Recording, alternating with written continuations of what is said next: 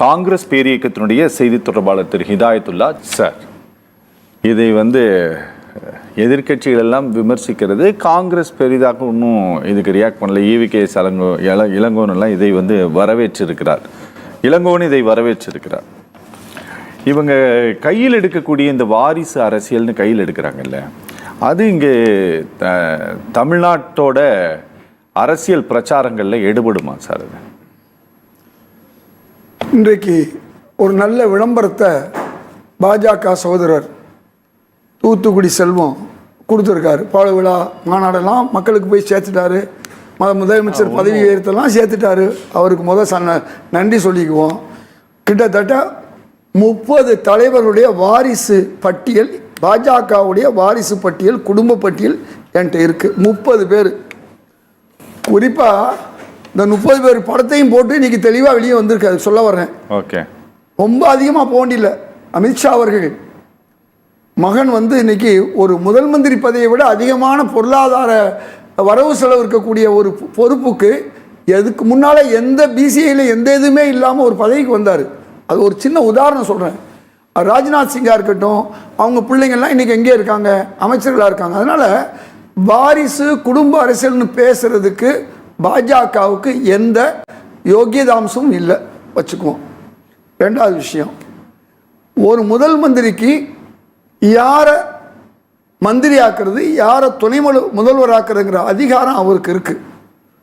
இன்றைக்கு உங்களுக்கு நன்றாக தெரியும், பல்வேறு வழக்குகளில் இருக்கக்கூடியவர்கள், அதுவும் கற்பழிப்பு வழக்குகள் இருக்கக்கூடிய 3ல் 1 பங்கு இருக்கக்கூடிய பாஜகவினர் எம்பியாக இருக்காங்க, ஒரு சிலர் எம்எல்ஏவாக இருக்காங்க. வழக்குகள் நடந்துகிட்டு இருக்கு. திரு அமித்ஷா மேலே இன்னைக்கும் குஜராத்தில் வழக்கு இருக்குது. அமைக்கி வாசிக்கிறாங்க, அவ்வளோதான். அமித்ஷா வாய்க்கலாம், அமைக்கி வாசிக்கிறாங்க. அதனால் இந்த குற்றச்சாட்டுகளெல்லாம் ஒரு புறம் எடுத்து வச்சுக்குவோம்.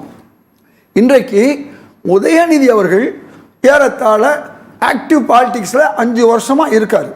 அந்த 5 வருஷம் கூட ஆக்டிவ் பாலிடிக்ஸில் இல்லாத பலர் இன்னைக்கு முதல் மந்திரியாக துணை மந்திரிகளாக நினைச்சவொன்னே வந்துடுறாங்க. அது மட்டுமல்ல, 21 பேர் குற்றம் சாட்டப்பட்டு, யாருன்னா உங்களுக்கு தெரியும். அதாவது அஜித் பவார்ல இருந்து, ராணேல இருந்து, உங்களுக்கு பிஜேபியில் போய் சேர்ந்த 21 பேர் இன்னைக்கு பதவியில் இருக்காங்க. இவ்வளவுக்கும் அவர்கள் மீது பிரதமர் குற்றம் சாட்டுறாரு. அடுத்த வாரமே அவங்க பாஜகவுக்கு போறாரு. அவங்களுக்கு துணை முதல்வர் பதவி. இவ்வளவு மோசமான ஒரு பாஜக கட்சி ஒரு தமிழ்நாட்டில் ஒரு எதிர்கட்சிக்கு ஒரு துணை முதல்வருக்கு பதவி கொடுக்கறத, ஏற்கனவே அமைச்சராக இருக்காரு, எம்எல்ஏவாக இருக்காரு, கொடுக்கக்கூடிய ஒரு வாய்ப்பு முதல் மந்திரிக்கு இருக்கு. அந்த கட்சி ஏற்றுக்கிடுச்சாங்கிறதா முக்கியம். ஏதாவது ஒரு முணுமுணுப்பு வந்துச்சுன்னு வச்சுங்க, சரி கூட்டணி கட்சிகள் ஏதாவது எதிர்த்து சொன்னால் நியாயம். யாருமே எதிர்க்கலை. மக்கள் இன்னைக்கு சட்டமன்ற உறுப்பினர்களாக திமுகவினரை தேர்ந்தெடுத்திருக்கிறார்கள். அந்த திமுகவினர்கள் சட்டமன்றத்தில் பலத்தோடு இருக்கிறார்கள். அந்த பலத்தோடு இருக்கக்கூடியவர்கள் அவர்கள் யாரை அமைச்சராக்குவது இன்னும் நல்லா தெரியும். நாளைக்கு மக்கள் விரும்பலை, தேர்தல் வரப்போகுது, அப்போ பார்த்துக்கலாம். மக்கள் விரும்பி தான் இதை செய்திருக்கிறார்கள். ஒரு சட்டமன்ற உறுப்பினராக 70,000 வாக்குகள் வித்தியாசத்தில் ஜெயிச்சிருக்காரு. சும்மா ஒன்றும் இல்லை. அப்போ மக்கள் இதில் போய் வாரிசு குடும்பம் என்று சொல்வதெல்லாம் இது கோமாளித்தனம் தான் சொல்ல முடியும். இது ஒரு பக்கம் இருக்கட்டும். இப்போ இன்னைக்கு வழக்குகள் என்று சொன்னால், இந்த வழக்குகள் இருக்குன்னு சொன்னால், இன்னைக்கு ஆளுநர், பாஜக ஆதரவு ஆளுநர், அவருக்கு பதவி பிரமாணம் பண்ணி வச்சிருப்பாரா? இந்த அமைச்சர்களுக்கு பண்ணார். அதெல்லாம் விட இன்றைக்கு அவங்க ஒரு பழங்குடி, அதாவது பட்டியலினத்தை சார்ந்தவரை உயர்வு கல்வித்துறை அமைச்சராக ஆக்கியிருக்கிறது எவ்வளோ பெரிய விஷயம். அது என்னுடைய நண்பர், அவர் தொலைக்காட்சியில் நம்மோடு விவாதம் செய்யக்கூடிய நண்பர் தான். யார்? மிஸ்டர் செலியன் அவர்கள். அதனால அவருக்கு கொடுத்தது ஒரு சாதாரண எளிய குடும்பத்தில் பிறந்தவர், திருவிடை மருதூரில் இன்னைக்கு சமத்துவபுரம் வீட்டில் தங்கிக்கிட்டு இருக்காரு. அதனால தான் தொடர்ந்து 3 முறை அவரை தேர்ந்தெடுக்கிறாங்க. எதுக்கு சொல்ல வரேன்னு சொன்னால், இந்த மாதிரி நீங்கள் குய்யோ முய்யோன்னு சொல்லி கத்துறதுல அர்த்தமே கிடையாது. அவங்க தலையில் முடி இருந்தால் அள்ளி முடிக்கிறாங்க. உங்களை மொட்டையாக இருக்கீங்க, நீங்கள் மொட்டையாக இருந்தால் உங்களால் பூ வைக்க முடியாது. அள்ளி முடிக்கணும், பூ வைக்கணும்னு சொன்னால் இது இருக்கணும். இதுதான் விஷயம். அப்போ இன்றைக்கு பல்வேறு வழக்குகளில் சிக்கியவர்கள், பல்வேறு கட்சிகளில் பதவியில் இருக்கும் பொழுது, அதுவும் பாஜகவில் பெரும்பான்மை இருக்கும் பொழுது நீங்கள் சொல்ல வேண்டியதில்லை. நாளைக்கு ஏதாவது ஒரு பிரச்சனை சட்ட ரீதியாக, ஏற்கனவே செந்தில் பாலாஜி அவர்கள் பதவியில் இருந்தவர் தான். என்னைக்கு ஒரு சட்ட ரீதியான எதிர்ப்பு அவருக்கு வந்துச்சோ அவர் பதவியை விட்டு போகிறாரு. நாளைக்கு வந்தால் அப்படி ஒரு சூழ்நிலை வரும் பொழுது போவார்.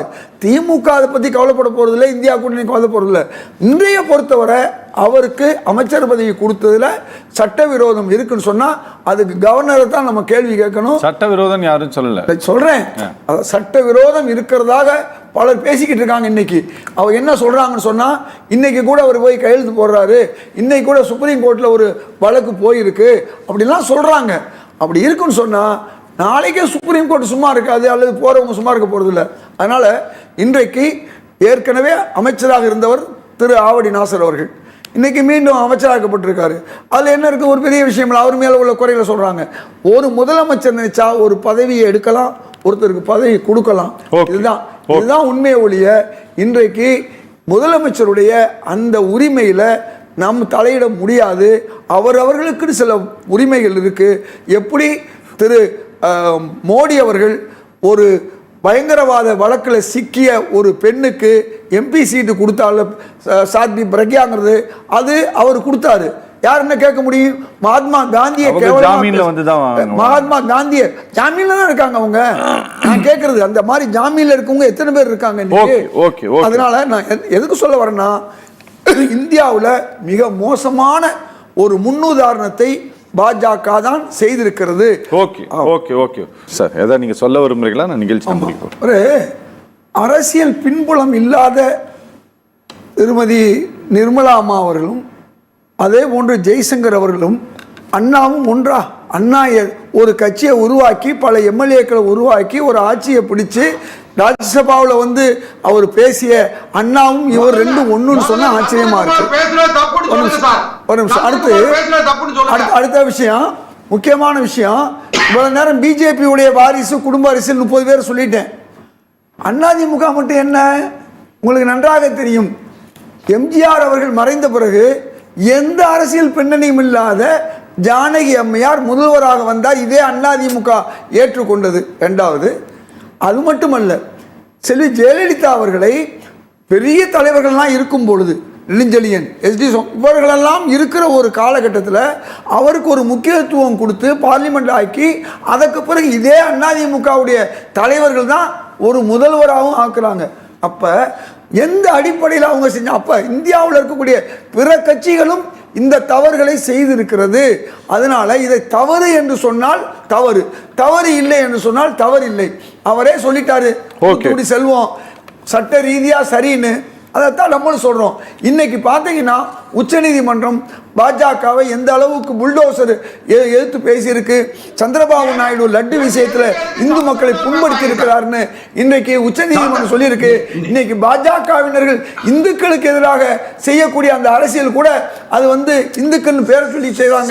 எதுக்கு சொல்ல வரேன்னா, இன்னைக்கு பாஜகவினர் செய்யக்கூடிய அந்த செயல்களை விட இந்தியா கூட்டணி எந்த தவறுகளையும் செய்யவில்லை என்பதற்காக சொல்றேன்.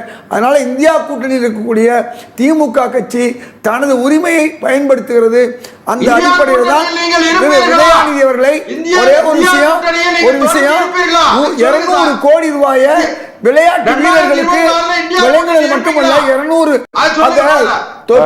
தொடர் குறுக்கீடு. செல்வம் அவர்களே கொஞ்சம் நிறுத்துங்க. இன்னைக்கு சர்வதேச விளையாட்டு போட்டிகளை திரு உதயாநிதி நடத்தியிருக்காரு. இதுக்கு முன்ன அதிமுகவிலேயோ பாஜகவிலேயோ என்ன பண்ணிருக்காங்க? தேசியம். இன்னைக்கு ஹரியானாவில் தமிழ்நாடு வென்று இருக்கிறது, இந்தியா முழுக்க வென்று இருக்கிறது. ஒரு விளையாட்டுத்துறையை சரியாக செய்யக்கூடிய ஒருவர் நிச்சயமாக துணை முதல்வர் ஏன் வச்சிருக்காங்க தெரியுமா உங்களுக்கு? திரு முதல்வரோட பேச முடியாத ஒரு சூழல்ல அவரோட பேசி தீர்வு காணலாம். ஒரு எம்எல்ஏவோ ஒரு எம்பியோ ஒரு கட்சிக்காரரோ அந்த அடிப்படையில் தான் வைத்திருக்கிறார்கள். அதனால அவருடைய உரிமைகளை நாம் தலையிட வேண்டாம். ஓகே சார், ரொம்ப நன்றி. ரொம்ப நன்றி.